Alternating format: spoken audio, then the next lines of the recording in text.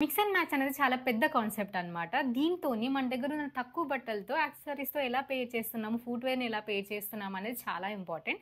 So, ఓవరాల్‌గా మీకా polished look రావాలంటే మనం మ్యాచింగ్ అనేది కరెక్ట్‌గా ఉండాలి. సో, ఈరోజు నా అవుట్‌ఫిట్ గురించి మాట్లాడతాను. ఇది నేను ఇవాళ ఎక్కువ బ్రైట్ కంటే కూడా సటిల్‌గా లుక్ ఇవ్వడం కోసమని నేను ఇలా పెయిర్ చేశా ఇవాళ. White V neck T shirt, grey trousers. So, ఇదనేది కొంచెం డార్క్ వైబ్స్ ఇచ్చేది. ఇది వెరీ సటిల్ అండ్ దీనికి నేను యాక్సెసరీస్ గోల్డ్ కాకుండా గోల్డ్ ఏంటంటే మనకి బ్రైట్ కలర్ ఇస్తది. చాలా డిఫరెన్షియేషన్ చూపిస్తదనమాట మ్యాచింగ్‌లో. ఇది ఆల్రెడీ నేను ఇనఫ్ డిఫరెన్షియేషన్ ఇచ్చినాను ఇక్కడ వైట్‌కి బ్లూ ఏసి. సో, నేను యాక్సెసరీస్ విషయంలో బ్రైట్‌గా కాకుండా సటిల్‌గా ఇవ్వాలని సిల్వర్ కలర్ యాక్సెసరీస్ వేసుకున్నా. చైన్ అండ్ హూప్స్ కూడా సిల్వర్ వేసుకున్నా.